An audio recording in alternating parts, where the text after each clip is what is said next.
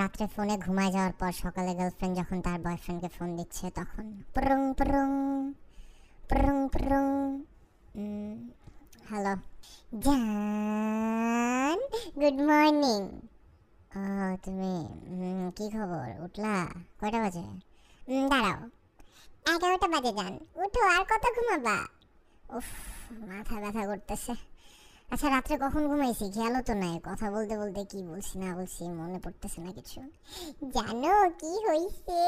রাত্রে তুমি কথা বলতে বলতে না ঘুমায় গেছো, তারপর তোমার নিঃশ্বাস করে আসতেছিল, কি যে মজা আর কি যে ভালোবাসা ছিল।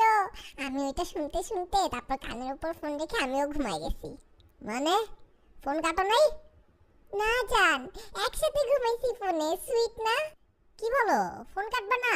ধুর, ঘুমাই গেছি, তুমি ফোন কাটবা না? জানো না পকেটে টাকা নেই, ভার্সিটি বন্ধ, 70 টাকা ছিল মোবাইলে, ওইটাও খাই দিলা। এটা কোনো কাজ করছো তুমি? দূর মিয়া, খবিসের মতন রাত্রে গড় গড় করে নাক ডাকছো, পুরা রাত সহ্য করছি। অন্য জিএফ থাকলে পরদিনই ব্রেকআপ করতো। দূর, ফালতু কথা বলবা না তো।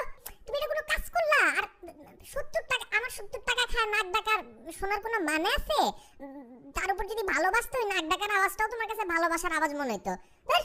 দেখো এখন ফোনে মুখ হাত ধুয়ে আসি, মেজাজ খারাপ করে দিলা।